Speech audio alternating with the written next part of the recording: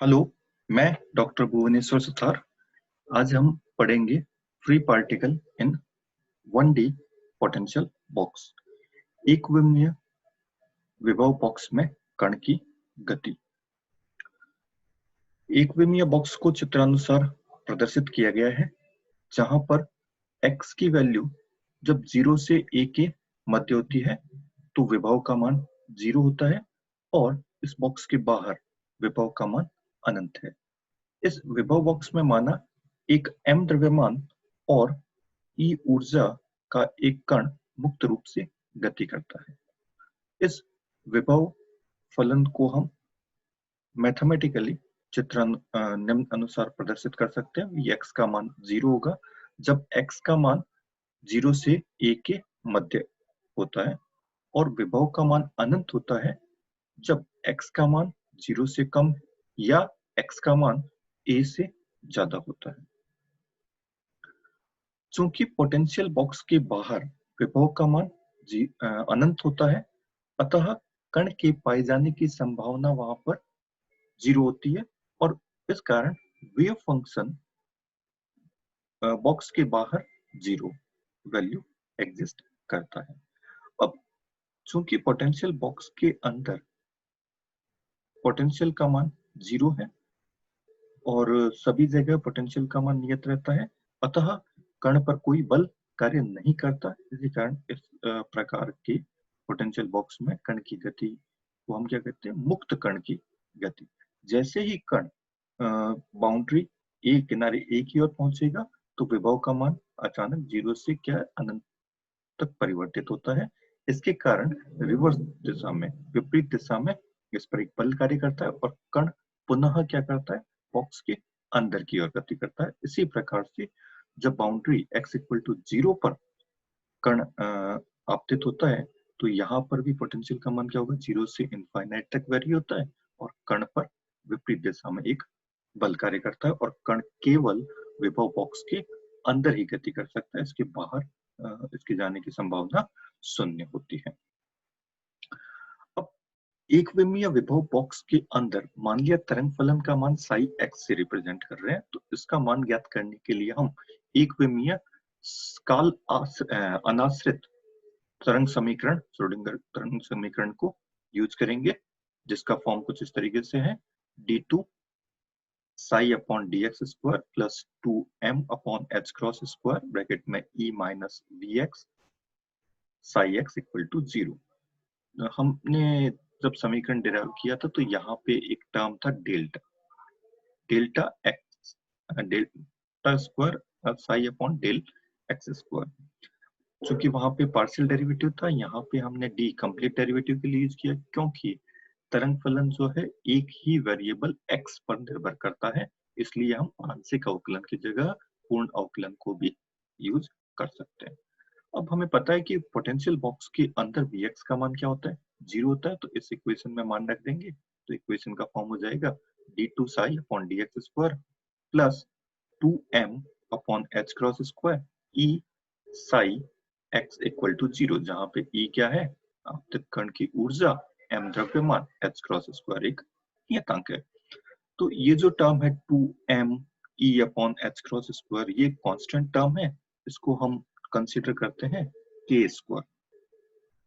अगर इसको k square मान लें तो समीकरण का फॉर्म बन जाएगा d2 psi upon dx square plus k square psi x equal to 0। तो यह जो समीकरण है सेकंड ऑर्डर का डिफरेंशियल इक्वेशन है, द्वितीय का अवकलन समीकरण है, और ये अवकलन समीकरण जो है वो सिंपल हार्मोनिक मोशन, सरल आवर्त गति के समान एक समीकरण प्राप्त होता है। तो इसका सॉल्यूशन भी क्या होगा? सरल आवर्त गति के जो समीकरण के हल होते हैं उसी तरीके से इसमें वेव फंक्शन के जो सॉल्यूशन है वो हमें साइन फंक्शन और कॉस फंक्शन की फॉर्म में मिल सकते हैं। और जनरलाइज सॉल्यूशन यदि लें तो साइन और कॉस दोनों की वैल्यूज कंबाइंडली ऐड करके लिख देंगे। तो जनरलाइज सॉल्यूशन आ गया हमारे पास में psi x equal to a sine k x plus b cos k x. यहाँ पे a, b और k की वैल्यू अगर हमारे पास हो तो हमें तरंग फलन का पूर्ण ज्ञान हो सकता है। इन कांस्टेंट का मान ज्ञात करने के लिए हम बाउंड्री कंडीशन यूज करते हैं। तो बाउंड्री कंडीशन क्या है हमारे पास में? तो पहली बाउंड्री कंडीशन, एक बाउंड्री हमारे पास x इक्वल टू 0 पे, x का मान जब 0 होता है तो पहली बाउंड्री मिलती है, वहां पे साई 0 होता है। साई 0 क्यों लिया है? क्योंकि वेव फंक्शन तरंग फलन का एक गुण होता है, तरंग फलन का मान सतत है।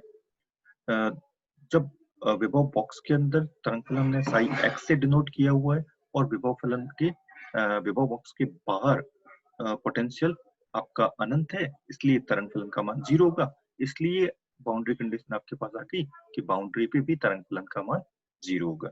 तो हम इस समीकरण, वेव फंक्शन के समीकरण में x इक्वल टू 0 पुट कर दें, तो हमारे पास आ जाएगा psi 0 equal to a sine 0 plus b cos 0। Sine 0 का मान 0 होता है, तो ये पार्ट 0 हो गया, तो केवल बचेगा b कॉस 0। कॉस 0 का मान होता है 1, तो केवल बचा b, तो b का मान क्या आ गया? 0। तो इस समीकरण को, बाउंड्री कंडीशन को जब हमने हल किया तो हमारे पास b की वैल्यू आ गई 0। इसका मान हम तरंग फलन में रखते हैं, तो हमारे पास तरंग फलन का फॉर्म है, वो आ जाएगा psi x equal to a sine kx। अब दूसरी बाउंड्री कंडीशन है x इक्वल टू a पर। x इक्वल टू a पर भी तरंग फलन का मान क्या होगा? 0 होगा। Psi a equal to 0। इस वेव फंक्शन में हमने वैल्यूज पुट अप कर दी, x इक्वल टू a, तो psi a equal to a sine k a equal to क्या हो जाएगा? 0।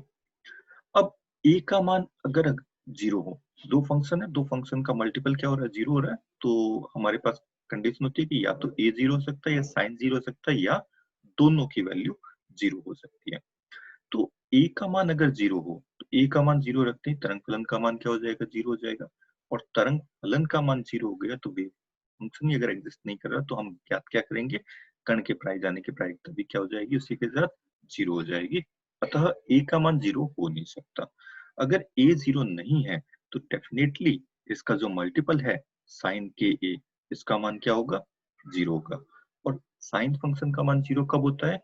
जब उसका एंगल थीटा का मान प्लस माइनस n पाई हो। ठीक है, तो इससे हमारे पास कंडीशन आ गई कि a equal to plus minus n पाई, और k का मान ज्ञात कर लिया, plus minus n pi upon a। लेकिन यहाँ पे एक कंडीशन और इम्पोर्टेंट है कि n का मान नॉर्मल वैल्यूज के लिए, साइन की वैल्यू 0 करने के लिए थीटा का मान 0 पर भी 0 होता है। लेकिन अगर n का वैल्यू 0 ले लिया, तो एंगल क्या हो जाएगा? 0 हो जाएगा, और 0 एंगल पे अगेन वेव फंक्शन 0 हो जाता है।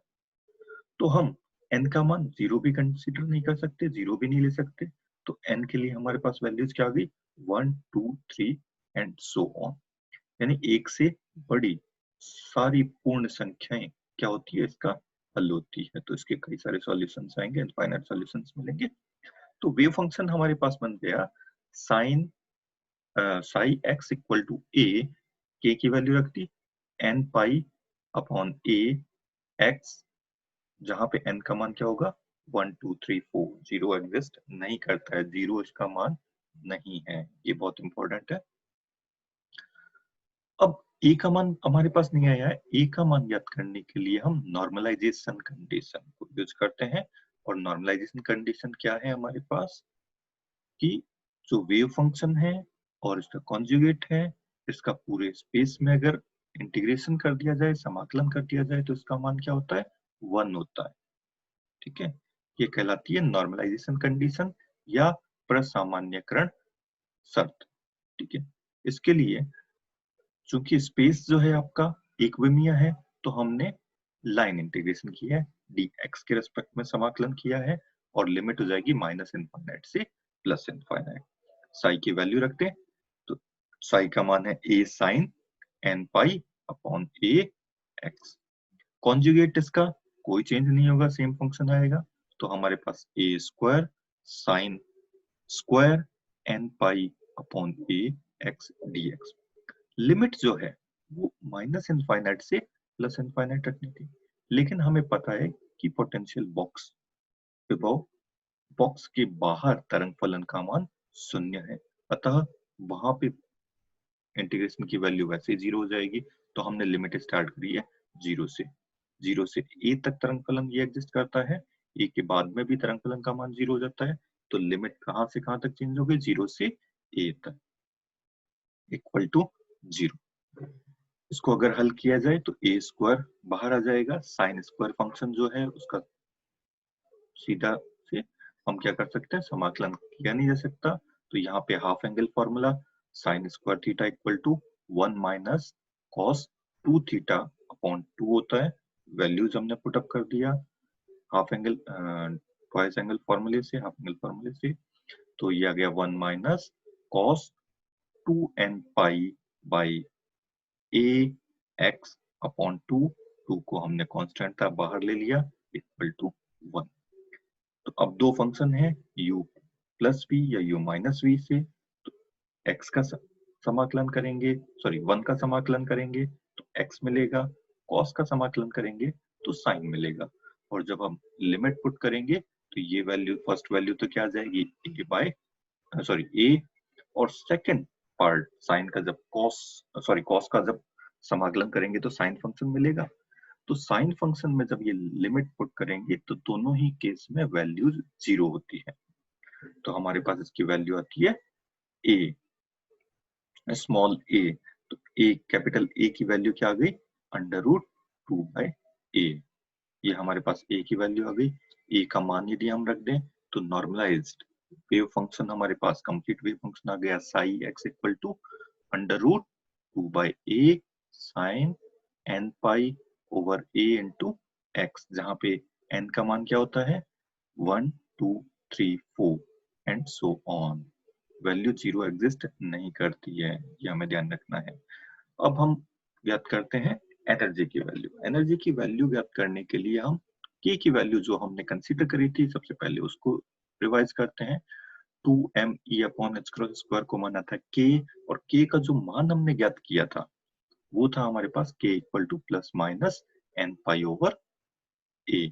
इन दोनों समीकरणों में से यदि के को एलिमिनेट कर दिया जाए, यानी के का स्क्वायर करके यहाँ पे रख दिया जाए, तो हमारे पास ई का मान आ जाएगा, यानी के स्क्वायर का मान है n square pi square over a square equal to 2me over h cross square. E का मान यहाँ से ज्ञात कर सकते हैं, तो एच स्क्वायर यहाँ पे मल्टीप्लाई हो जाएगा, 2m डिवाइड हो जाएगा, तो ई का मान हमारे पास आ जाएगा पार्टिकल की energy n square pi square h cross square upon 2m a square, जहां पे n का मान 1 2 3 एंड सो ऑन होता है।